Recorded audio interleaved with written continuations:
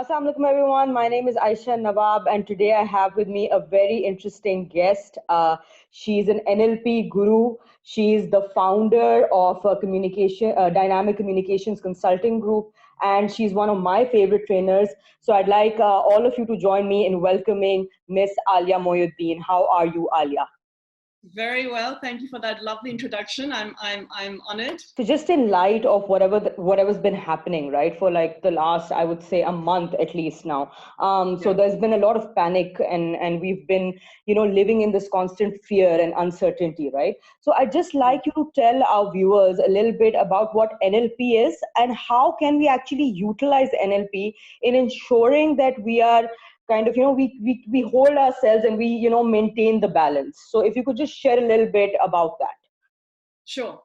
So NLP, for people who haven't heard of it, NLP stands for Neuro-linguistic Programming. And what that means is it's the study of the relationship between our internal states, what's going on in our head, so our feelings, our emotions, and how we structure it, not so much the content, but how we structure it. Our communication, our language, how we communicate the words we use, and then the programs we create, which is our behaviors, and which produces our outcomes.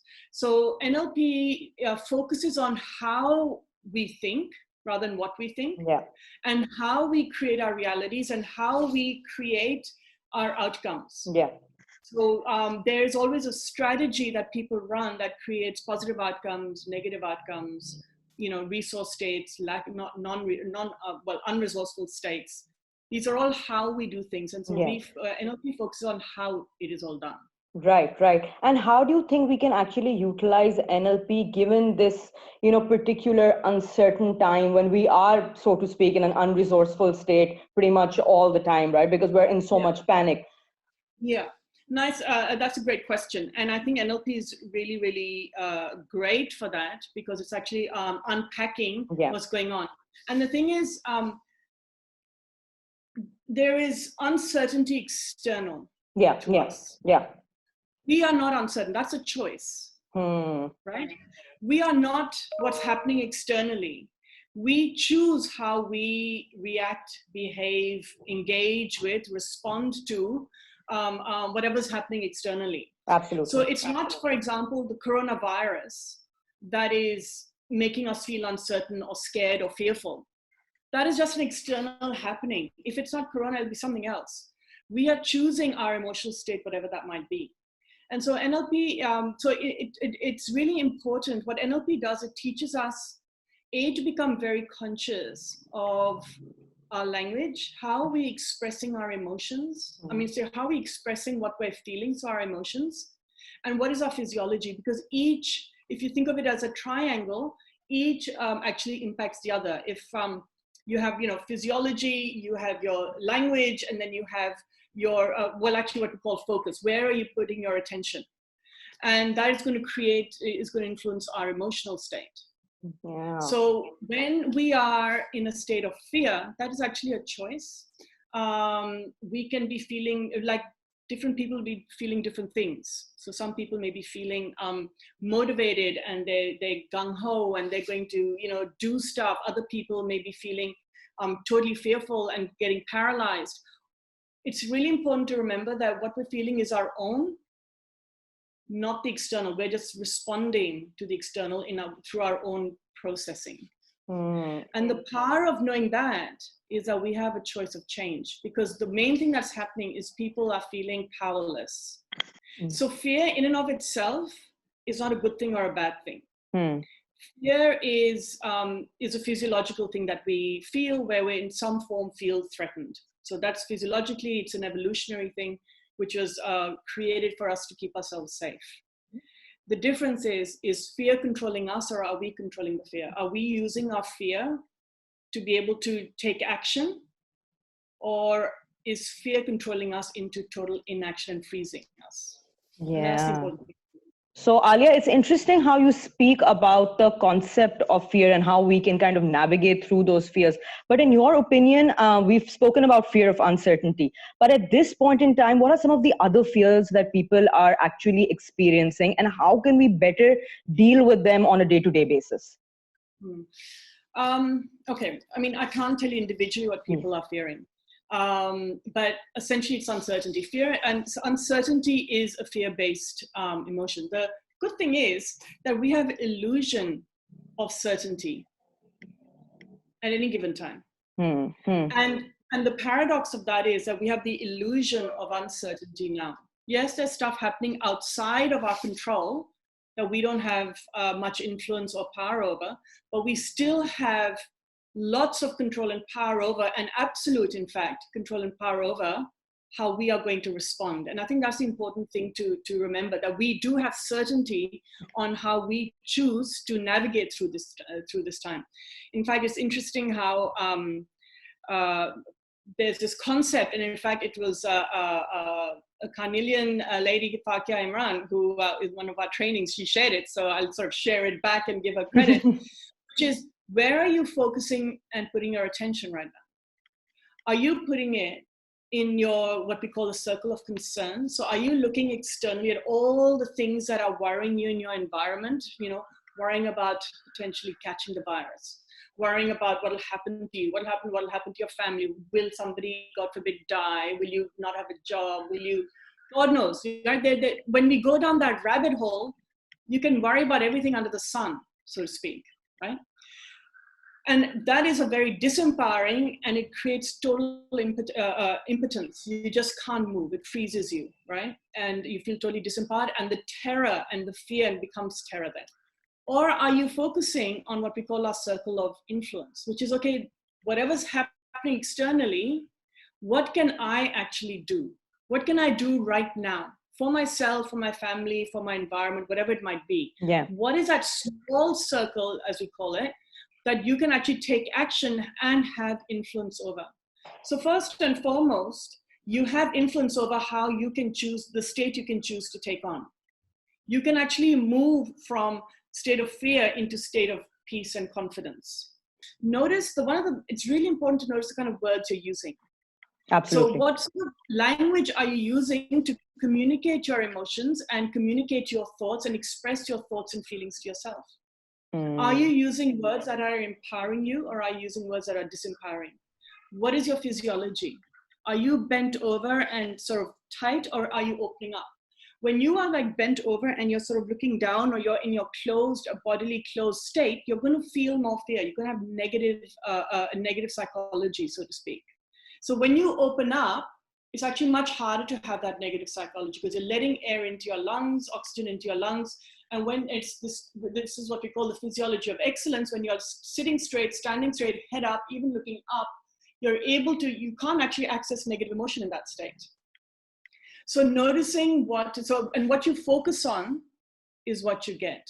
So one of the things I've been telling a lot of my clients is, often because these things are also easy to say, but we're in the moment when the panic, for example, takes over. It can be a case of, all right, well, what is that physiological thing that's happening in your body? It can be increased heart rate. It can be tingling. It can be breaking out in a sweat, or feeling cold, feeling something in your lungs. It could be any of these sort of things. That's a physiological marker, if you call it. And then we will have, quite often, negative self-talk, which will be something catastrophic. Okay. In that moment, when we recognize these things, and it's paying attention to it, when we recognize these things, we can actually immediately change our physiology in that time and become aware of what are the negative things that we're saying at that moment, and how can we change it. So if I can give you an example, sorry, I'm not in my office, so I don't have my flip chart. That's fine. None of us are in our offices. It's completely okay. But if you were to say, make a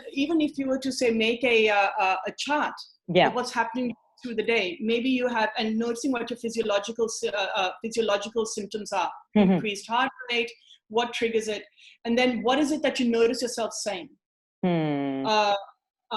This is too much. Oh my God, I'm going to die. I'll never survive this, whatever it might be. Okay. Noticing, okay, because this happens to us at an unconscious level. Absolutely. We're not necessarily conscious that we're thinking this. And then we've gone down what we call the spiral, or we're starting to run our strategy of panic. So instead, you look at, okay, what can I say instead that would be more empowering? I can handle this. I'm strong. I've handled a lot in the past before. I can handle this too. Whatever it might be. And immediately you start scratching that strategy and that panic cycle that we run by doing something like that. So it's becoming very conscious about what is happening inside and managing your strength. It's very, in our NLP trainings, this is where we talk about how do you live your life on purpose, manage your state on purpose versus just go by default, just be reactive in the moment to whatever's going on for you. Yeah. There's this really interesting, really great quote by Tony Robbins. And and what he says is, it's in the moments of your decisions that your destiny is shaped. Decision to go down one pathway or another pathway. And we have the power to do that. Yeah. No matter what's happening. And the other thing to remember is human beings are one of the most adaptable animals. We actually have the power of adaptation within us. A lot of people have this sense of, you know what, we don't know because media is also saying, social media is also saying that it's going to be a different world we go into. Who knows what's going to happen? We don't know what our lives are going to be like. Every change brings with it opportunities. And we have all the resources we need at any given time to achieve what we want. And we are adaptable beings. There's a mantra we have in NLP, which is, all I need is within me now. And it is. The resources, the courage, the whatever it is that one needs, the grit, the resilience, the determination, the perseverance. These are the sort of the core values that actually get people through challenging times.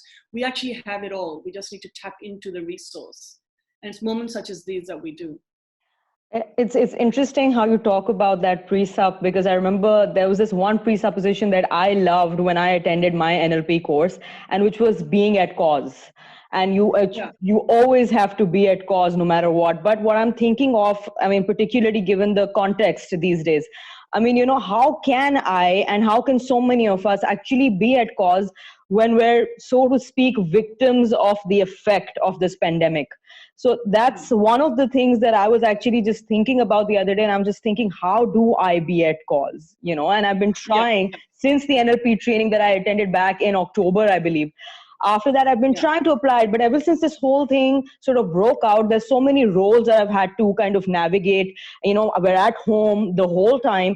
And I try to tell myself, you know, just be at cause, be at cause. But it's getting increasingly harder. I mean, there are times when I can go through it, but there are days when I'm just like, you know what, I don't know, you know, because this is just not in my hand, right? So what would be your advice for that? How do we be at cause given the current context? So be at cause. I'm going to do that. I don't know if you can see this correctly. I can see it. I can see it. Yeah. Okay. So be at cause is there's a model we call in NLP, which is being at cause or in effect. It's at cause or in effect, okay? And the casual way we call it is being, are you above the line or are you below the line in your thinking, okay? Now, when you're above the line, which is when you're being at cause, is you're taking ownership for self. You're actually focusing on your circle of influence. You're taking ownership for the state of mind that you're inhabiting, your emotional well-being, the environment around you. What are you going to do within that environment? And what is in your control, right? What is in your control in this space? Look, I have control over, if you're a parent, I have control over keeping my child safe in this environment, in whatever those boundaries are, depending on the age of the child. I have control over maybe making food that's healthy. I have control over taking care of my body and my mind and my health and my emotions, right? So being at cause doesn't necessarily mean being without fear. It means, all right, this is the situation externally. Being at cause means, okay, how am I going to handle myself in this moment right now? Right? So when you use the word victim is something that we say is very much below the line, right? It's very much being in effect, because we're not victims of anything. Yes, there's a challenge outside. Victimhood is a mindset. And when we take on that mindset that I'm a victim of whatever it might be, then we have externalized our power to something or somebody else. And then we are without any resources. So and this is important because right now, really within our circle of influence, all we truly have control over is ourselves and our direct environment. So let's make the most of that. Let's do the best we can with that, because we can't control what's happening outside. We can't control how the virus is going to behave, how it's going to evolve, how long it's going to last. We have no control over that. No, nobody does. But we sure as hell do have a lot more control over our own state. Yeah. And what do we do? So one of the most important things when you're at cause, like I said, is what am I going to do? And so one of the things in NLP that we always focus on is take action.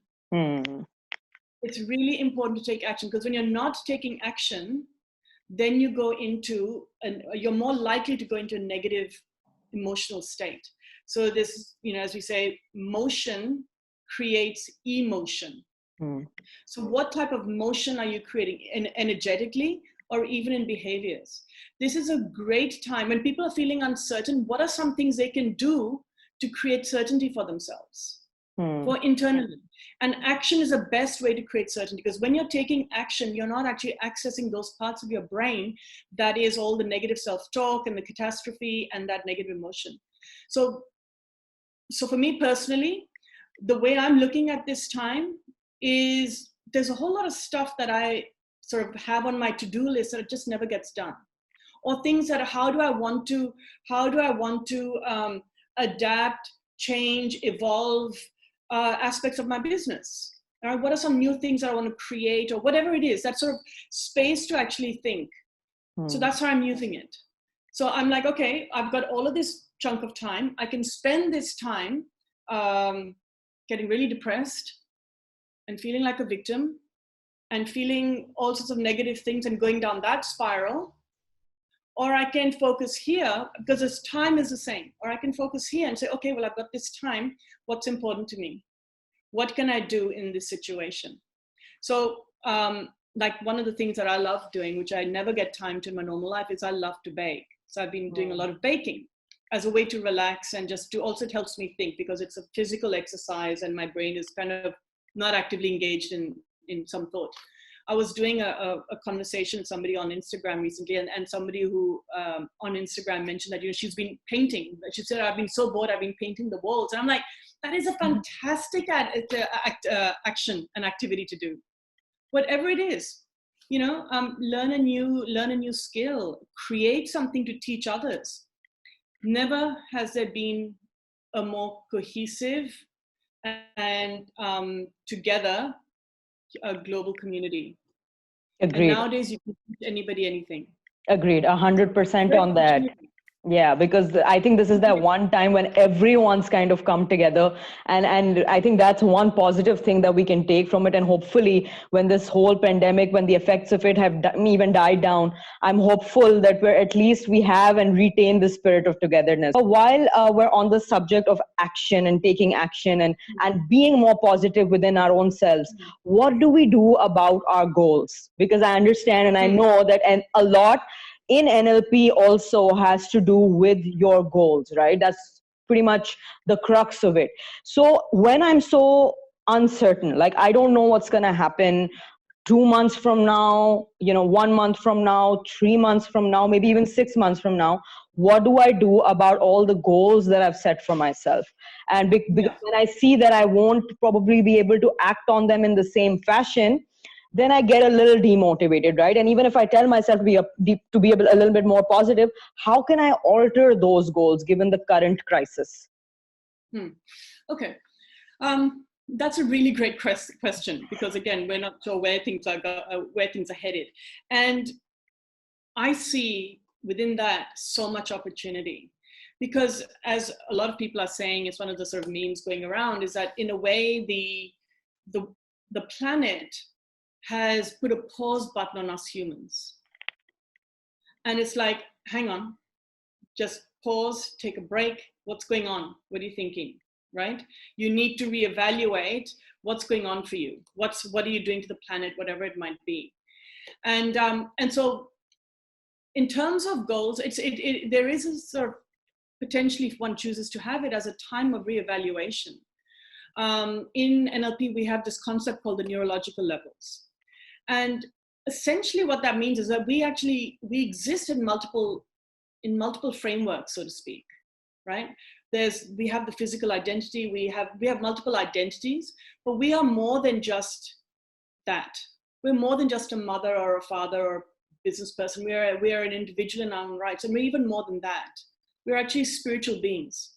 And there's this whole concept of how we're having a spiritual experience, but I actually like to think of us as being spiritual beings or having a human experience.